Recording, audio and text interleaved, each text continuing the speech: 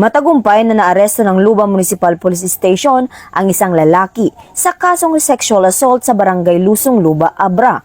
Kinilala ang sospek na si alias Guryo, 43 taong gulang, may asawa, magsasaka at residente ng nasabing lugar. Ang nasabing sospek ay naaresto sa bisa ng warrant of arrest na inisyu ni Honorable Cristina Vergara Astudillo ng Regional Trial Court Branch 58 Bukay, Abra para sa kasong sexual assault kaugnay sa Republic Act 7610 na may nirekomendang piyansang nagkakahalaga umano ng 60,000 piso. Ang operasyon ay sinagawa ng pinagsanib na pwersa ng mga operatiba na pinangunahan ng Luba Municipal Police Station at 2nd Abra Provincial Mobile Force Company.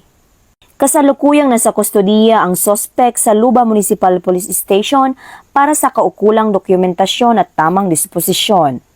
Patuloy ang Abra PPO sa kanilang dedikasyon na sugpuin ang krimen at tiyakin ang pananagutan ng mga lumalabag sa batas, lalo na sa mga kasong may kinalaman sa pang-aabuso at karahasan para sa isang ligtas at mapayapang bagong Pilipinas. Mula dito sa Abra Police Provincial Office, ako po ang inyong Police News Network Correspondent, Patrolwoman Maria Ella Garcia, alagad ng batas, tagataguyod ng balitang pulis.